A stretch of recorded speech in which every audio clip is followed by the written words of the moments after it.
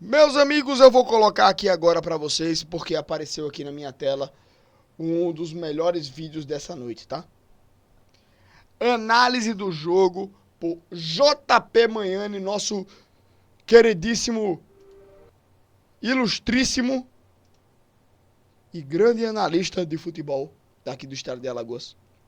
Torcedor do América de Minas Gerais. Enquanto tá passando a propaganda, eu preciso ficar enrolando as coisas aqui também, né?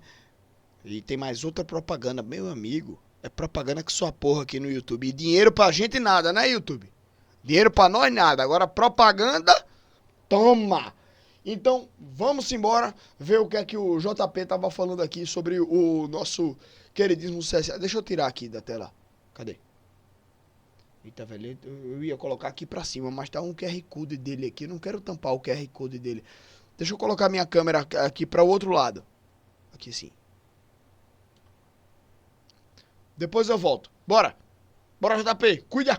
Em que ficou distante de ter tido a sua melhor atuação dentro de casa, o CSA consegue uma vitória importante diante do Maringá, em um jogo que teve um roteiro parecido com o que aconteceu diante do Grêmio na Copa do... Não foi o melhor jogo do CSA, ficou longe, realmente, mas foi uma grande atuação. Foi uma grande atuação. No primeiro tempo, não. No segundo, foi bom. Foi ótimo. Jogou bem pra cacete. Né? Mas, realmente, não mentiu nosso coleguíssimo. do Brasil, CSA abre o placar, toma uma virada, aplica uma virada durante o segundo tempo, consegue uma vitória importante diante de um Maringá que chegou a Maceió com a possibilidade de atingir a liderança da Série C. Vou trazer um resumo da partida, trazendo destaques individuais, as escolhas dos dois treinadores, as mudanças que eles trouxeram também durante o jogo. Fique à vontade para deixar a sua opinião, o que você tem como destaque da O que eu mais vou fazer é deixar a minha opinião, meu querido. partida, que eu entendo que o resultado é sim muito positivo, mas é um resultado que ofusca talvez um desempenho de um CSA que não foi dos melhores. Coletivamente foi um CSA que entregou um pouco menos que a gente sabe que esse grupo do Igor Magalhães pode entregar. Tinha sim um problema importante na lateral direita, mas num contexto geral foi um CSA que, principalmente nas disputas de meio de campo, perdeu bastante. Vou trazer a minha avaliação, fique à vontade para trazer a sua opinião aqui nos comentários, fique à vontade também para deixar o like, se inscrever no canal e compartilhar o link para mais conteúdos como esse. Todo dia tem futebol brasileiro em destaque aqui no canal, principalmente observando as divisões de acesso, com maior destaque para a Série B, mas também com algumas avaliações sobre a Série C. Antes de falar sobre o jogo... Galera, só pra... Antes de a gente ir pra a discussão sobre o jogo em si, né? Eu sempre faço reacts aqui dos nossos colegas, do JP, do Paulo, do Adelmo.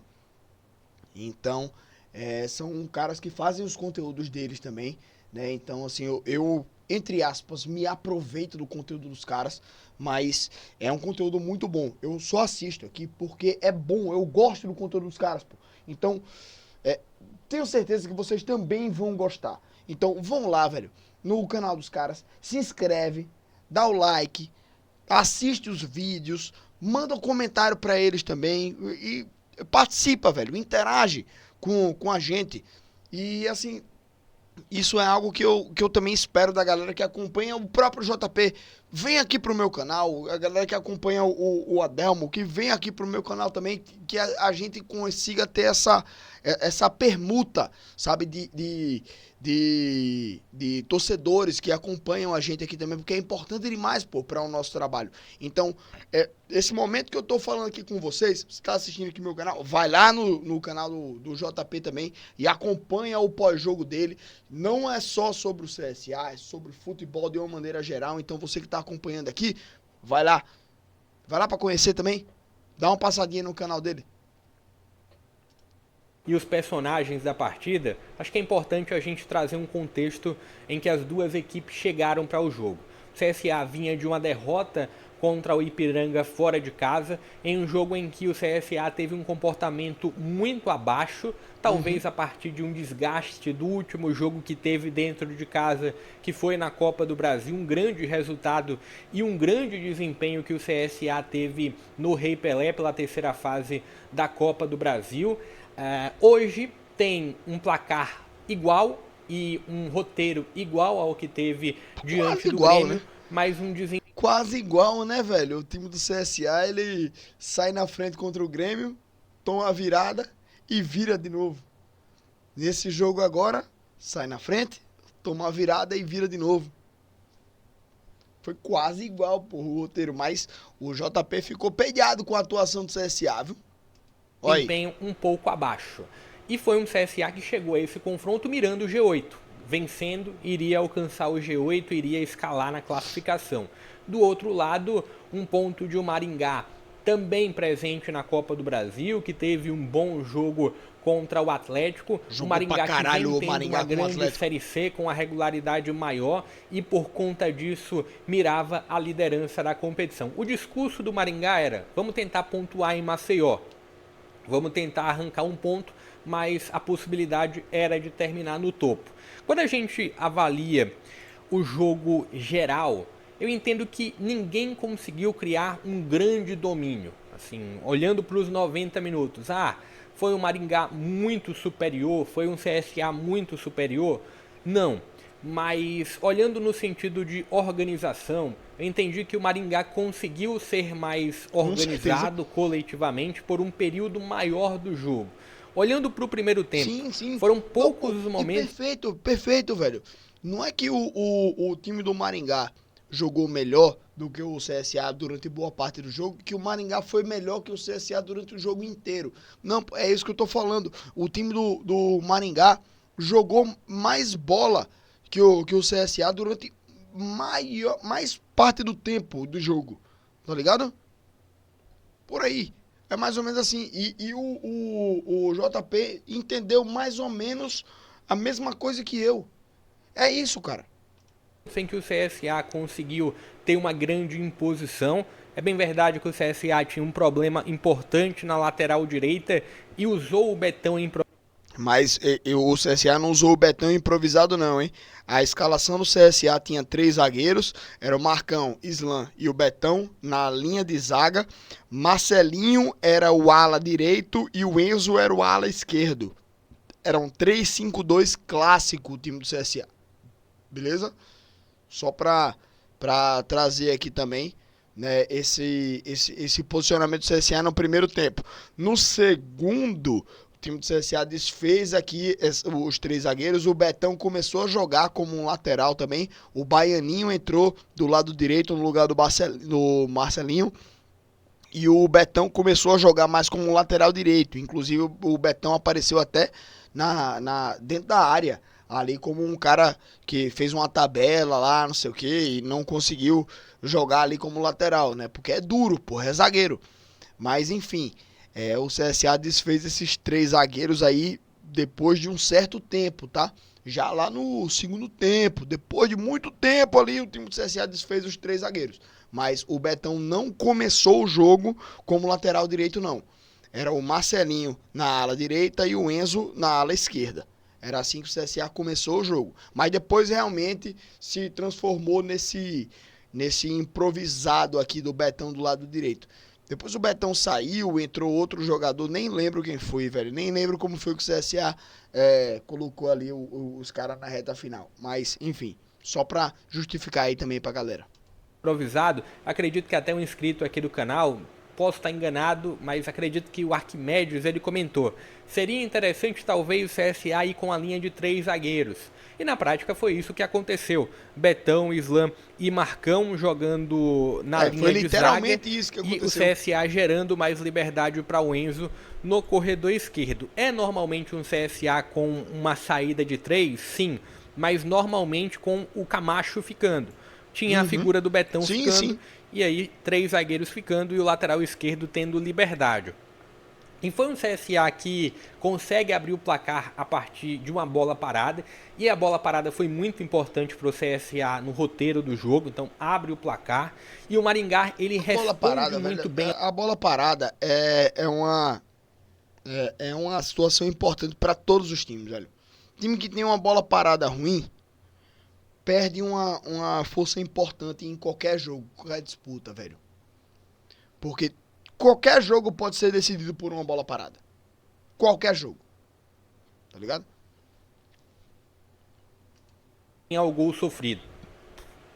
O Maringá consegue algum controle, principalmente consegue ganhar algum território pelo lado esquerdo do ataque e por dentro também com o Léo Ceará, mas principalmente com a figura do Negueba pelo corredor esquerdo. O lado direito do Maringá com o Rafinha pouco apareceu no primeiro tempo, e a partir da figura do Negueba que o Maringá consegue a virada. Em gols muito próximos, né? O Maringá consegue empatar o jogo e poucos minutos depois consegue o gol da virada, os 2 gols com a figura do Negueba. O CSA consegue um crescimento e algum domínio na reta final do primeiro tempo, mas o CSA volta mal para a segunda etapa, trazendo aqui o ponto de uma mudança. O Léo Ceará termina saindo para a entrada do Bruno no giro para a segunda etapa, e o Marcelinho... Por isso que o time do Maringá voltou mal para o segundo tempo. Porque entrou o Bruno, entrou eu. Entrou eu no time dos caras. Aí eu entrei fazendo panelinha, fazendo chinelinho. De propósito, pô. Jogando mal de propósito eu entrei no time do Maringá. Nem eu lembrava disso tudo, tá ligado? Aí pronto, o Maringá jogando mal, já sabe. Foi culpa minha. O Bruno entrou aqui, ó, no lugar do Léo Ceará, aqui, ó. Pronto, já era um a menos. Já era um a menos, irmão. Aí acabou-se. Acabou-se pra eles ali. Por isso, cara. Olha, tá vendo? Tá vendo que eu sou foda? Eu garanti a vitória do CSA, pô.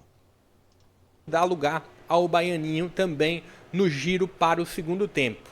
E aí, se tem um Maringá que tem um comportamento um pouco melhor nos minutos iniciais do segundo tempo, acho que até a faixa média do segundo tempo foi um Maringá um pouco acima, o Maringá marcando alto e gerando muita dificuldade para a saída de jogo do CSA, e não era difícil a gente ver um CSA tentando algumas conexões diretas para o Thiago Marques. Inclusive, teve uma conexão longa para o Thiago Marques, que ele tem uma disputa, um jogo físico contra um defensor do Maringá, e a arbitragem dá uma falta que a própria comentarista do Nosso Futebol fala que não viu falta, viu uma disputa de jogo, e eu também entendi. Exatamente, velho. O Thiago Marques se emaranha com o cara lá do time do Maringá, né? No mano a mano, a bola pingando e, tipo, é um agarrando o outro agarrando um, é tipo, braço pra lá, braço pra cá.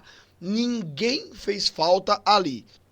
Se fosse falta, seria falta dos dois. Como não tem como os dois marcar falta ao mesmo tempo, segue o jogo, velho.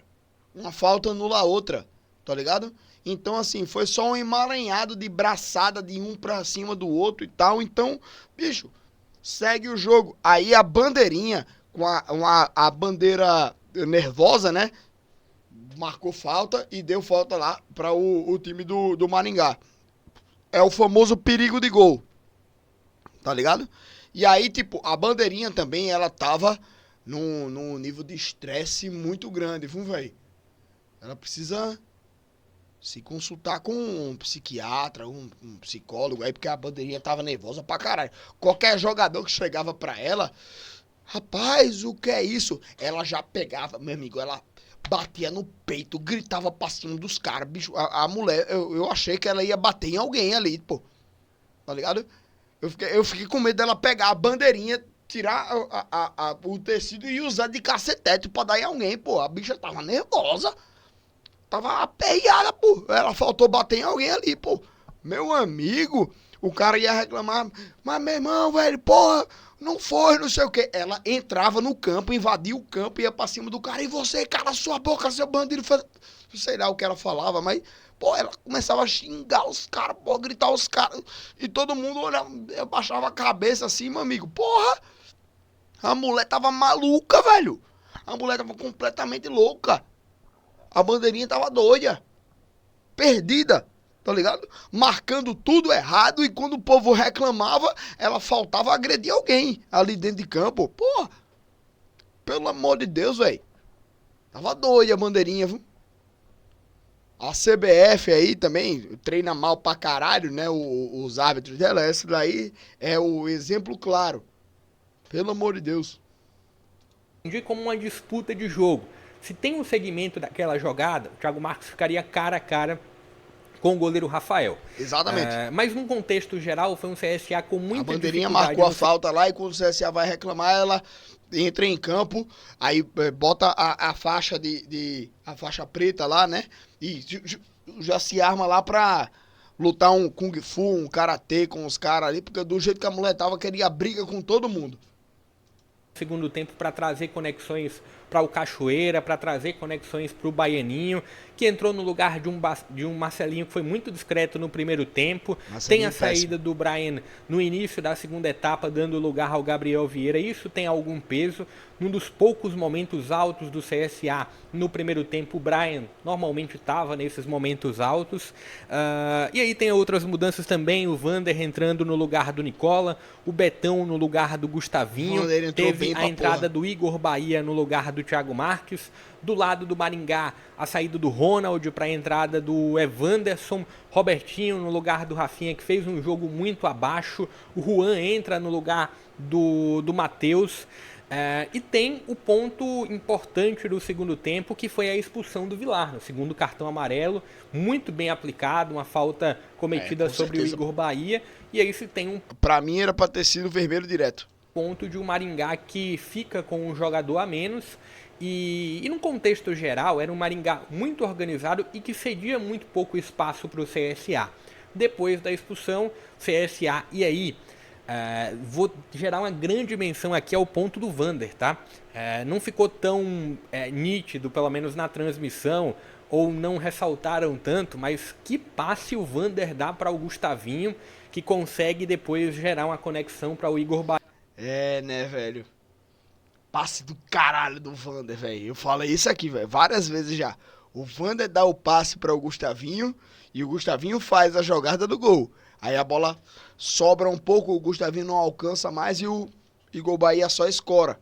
Escora não, né? Só chuta pro gol, na verdade. Então, assim, tiveram 3 grandes acionistas nessa jogada do gol da vitória.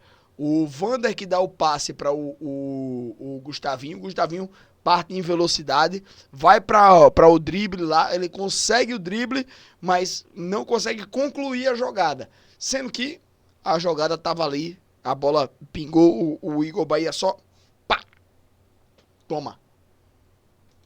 Bahia finalizar para o gol. Grande passe do Vander, um passe cortando o meio de campo do Maringá. Entendo que, num contexto geral, não foi o melhor jogo possível do CSA, foi distante das grandes atuações que o CSA teve dentro de casa. O Maringá se comportou bem como visitante, olhando para um balanço geral do jogo, mas olhando para o resultado, que no final das contas é o que importa, olhando para o jogo, né, tem um ponto de um resultado maravilhoso para o CSA. Apesar de ter sido dentro de casa, era um adversário muito complicado, de uma primeira prateleira, entre esses jogos do início da Série C, e não só do início da Série C, entre os grandes desafios que o CSA tem nessa primeira fase, o Maringá está entre eles, e o CSA consegue usar o fator mando de campo mais uma vez muito bem. Deixa um pouco da sua avaliação, do que você pôde ver do jogo, se você concorda ou discorda da avaliação aqui, se você quiser trazer outros pontos também. E o ponto da bola parada, que foi muito importante do CSA, né? 2 dos 3 gols saíram a partir da bola parada, um com o Cachoeira e o outro a partir de um escanteio. Deixa um pouco da sua avaliação, deixa o like, deixa a sua inscrição. Vou ficando por aqui, até a próxima. Tamo junto, JP, muito obrigado, meu irmão. Você é fera demais, velho. JP, deixa eu só colocar minha câmera de volta aqui no lugar. Aí, perfeito. JP, você é muito fera, meu irmão. Você sabe demais de futebol. Leitura igual poucos. Tamo junto, meu parceiro. Muito obrigado, tá? Valeu. Like dado no teu vídeo, hein? Tamo junto.